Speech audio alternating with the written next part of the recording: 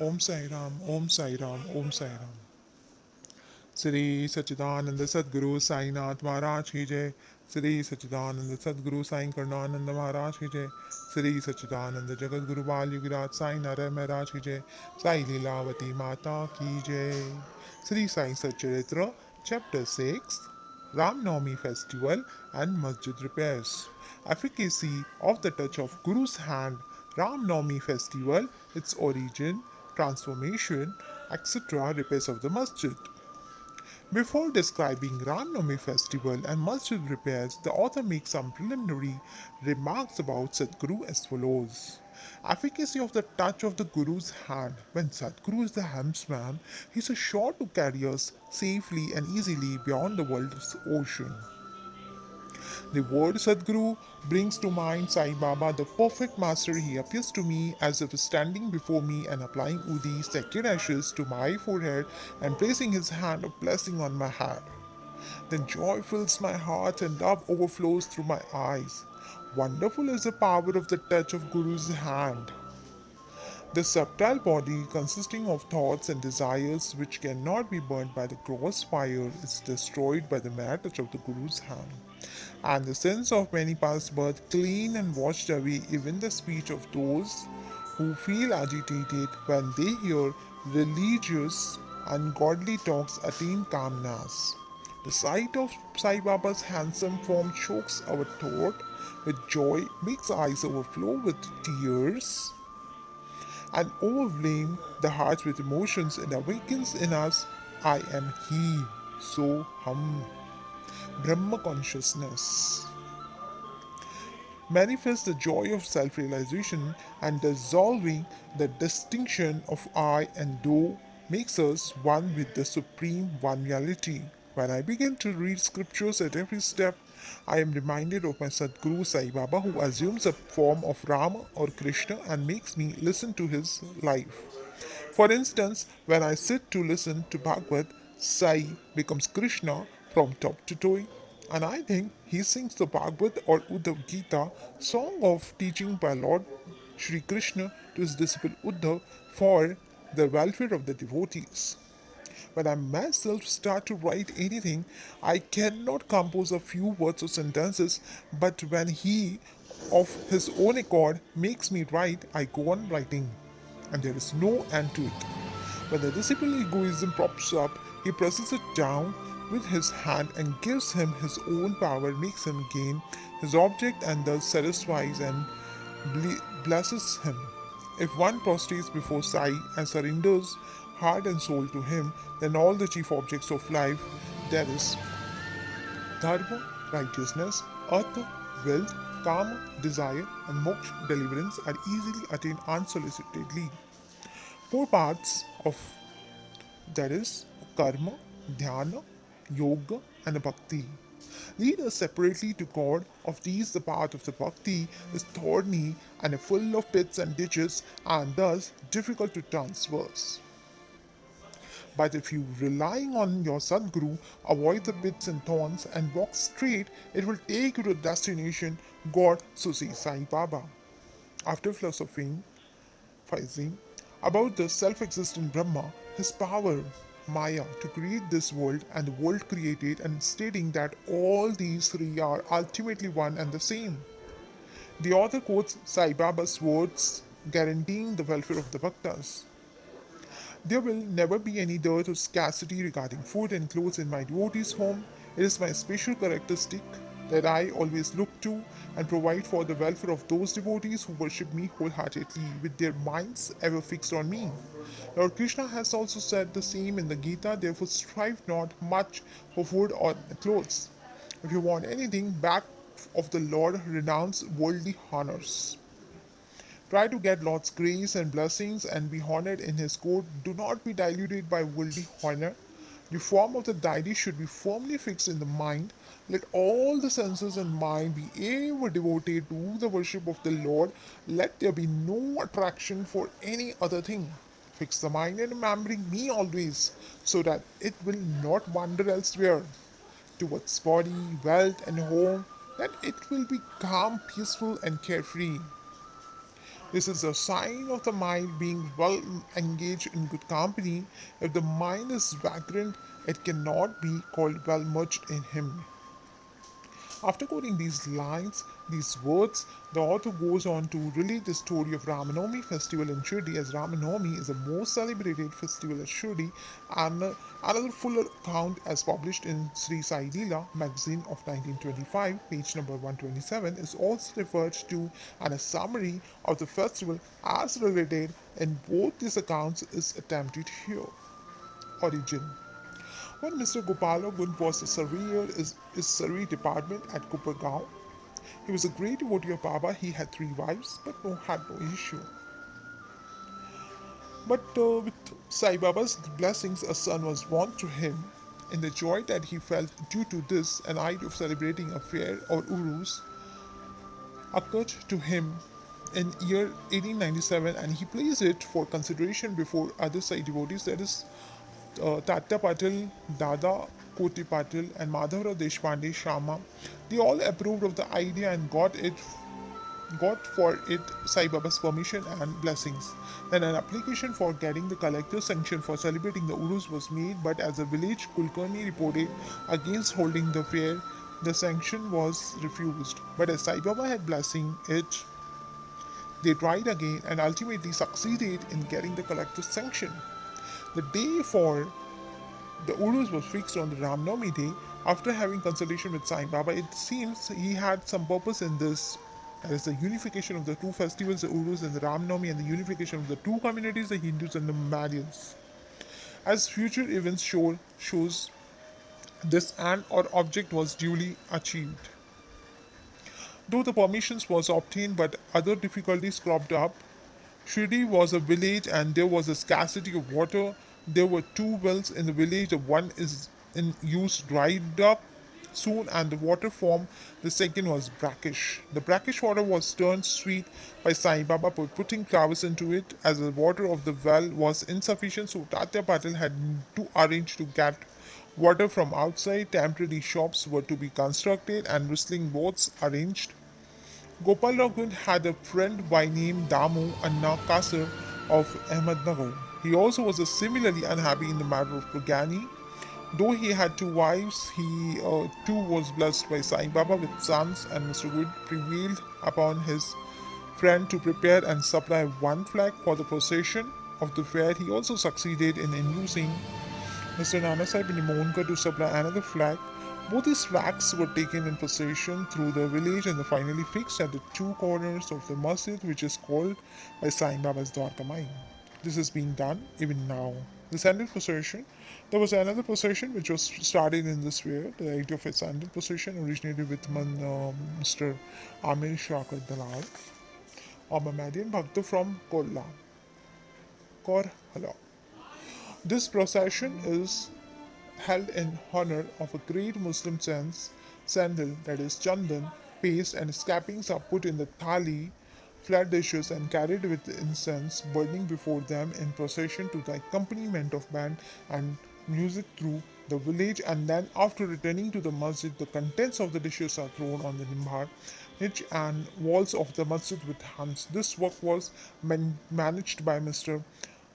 Amir Shakar for the first 3 years and then afterwards by his wife. So on the same day, the two processions, the flags of the Hindus by the Hindus and that of Sandal by the Muslims, went on side by side and are still going on without any problem.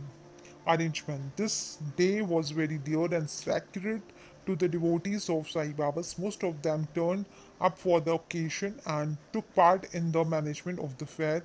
Tata Kote Patil looked to all outward affairs, while the internal management was entirely left to the Radhakrishna Mai, a female devotee of Baba. Her residence was full of guests on the occasion, and she had to look after their needs and also arrange for the all paraphernalia of the fair. Another work which she willing did was to clean, whitewash the entire masjid. Its walls and floor, which were blackened and were full of soot on account of the ever burning dhuni, sacred fire of Sai Baba. This work she did during the night when Sai Baba went to sleep, every alternate date in the chowri, she had to take out all the things, including the dhoni, and after thorough cleaning and whitewashing, replace them as they were before. Feeding the poor, which was so dear to Sai Baba, was also a great item in this fair. For this purpose, cooking on a grand scale and preparing various sweet dishes was done in Radhakrishna's lodging, and various rich and wealthy devotees took a leading part in this affair. Transformation of Urus into Ramnami festival. Things were going on this way, and the fair was gradually increasing in importance till 1912 when a change took place that year. One devotee, Mr. Krishna Rao Jogeshwar Bhishma, the author of the science Sagunopasana, came for the fair with his Dada Sahib Khaparde of Amravati and was staying on the previous day in the Dikshit Wada. While he was lying on the veranda, and while Mr. Lakshman Rao alias Kaka Mahajani was going with puja materials to the masjid, a new thought arose in his mind. He caused it to letter thus: there is some providential arrangement in the fact that the Urus or fair is celebrated in Shirdi on the Ram Navami. The Ram Navami day is very dear to all the Hindus. Then why not begin the Ram Navami festival, the celebration of the birth of Sri Rama on this day here? Kaka Mahajani liked the idea and it was arranged to get Baba's permission in this matter. The main difficulty was how to secure a Haridas who would do Kirtana and sing the glories of the Lord on the occasion, but Bhishma solved this difficulty by saying that his Ram Akhyan, the composition of Ram's birth, was ready and he would do the Kirtan himself while Kaka Mahajani should play on the harmonium. It was also arranged to get the Suntawada ginger powder mixed with sugar as prasad prepared by the Radhakrishna Mai, so they immediately went to the masjid to get Baba's permission. Baba, who knew all the things and what was happening there, asked Mahajani as to what was going on the Vada. Being rather perturbed, Mahajani could not catch the purport of the question and remained silent. Then the Baba asked Bhishma what he had to say. He explained the idea of the celebrating Ramnavami festival, asked for the Baba's permission, and Baba gladly gave it. All rejoiced and made preparations for the Jayanti festival. Next day, the masjid was decorated with the buntings, etc. A cradle was supplied by the Radhakrishna Mai and placed in front of Baba's seat, and proceedings started. Bhishma stood up for Kirtana and Mahajani played on harmonium. Sai Baba sent a man to call Mahajani, and he was hesitating to go to doubting whether Baba would allow the festival to go on. But when he went to Baba, the latter asked him as to what was going on and why the cradle was placed there. He asked that the Ramnavami festival had commenced and the cradle was put on for that purpose. Then Baba took a garland from the nimbar and placed it around his neck and sent another garland for Bhishma. Then the kirtan commenced. When it came to a close, pound sounds, victory to Rama, went up and Gulal, red power was thrown up all round amidst band and music. Everybody was overjoyed when suddenly a roar was heard. The red powder thrown promiscuously went up and somehow fell into Baba's eyes. Baba got wild and began to scold and abuse loudly. People got frightened by this and began to take to their heels. The intimate devotee who knew Baba well took these scoldings and outpourings of Baba's blessings in disguise. He thought that when Rama was born, it was a proper for Baba to get the world and ungrabbed to kill Ravana, and his demons in the form of egoism, wicked thoughts, etc. Besides, they knew that whenever a new thing was undertaking a Shirdi, it was usual with Baba to get wild and angry, and so they kept quiet. Radhakrishna Mai was rather afraid and thought that Baba might break her cradle, and she asked Mahajani to put the cradle back. When he went to loosen and unfasten the cradle, Baba went to him and asked him not to remove it. Then after some time, Baba became calm and that day's program, including Mahapuja and Aarti, was finished. Later on, Mr. Mahajani asked Baba for permission to remove the cradle. Baba refused the same, saying that the festival was not yet finished. Next day, another kirtan and a Gopal Kala ceremony, an earthen pot containing parched rice mixed with the curd is hung to be broken after the kirtana, and the contents distributed to all, as was done by the Lord Krishna amongst his cowherd friends, was performed, and then Baba allowed the cradle to be removed. While the Ram Navami festival was thus going on, the procession of the two flags by day and that of the sandal by night went off with the usual pomp and show. From this time onwards, the Urus of the Baba was transformed into the Ram Navami festival. From the next year, 1913, the items in the program of Ramanami began to increase. Radhakrishna Mai started a Nam Saptaha, singing the glory of God's name continuously day and night for 7 days.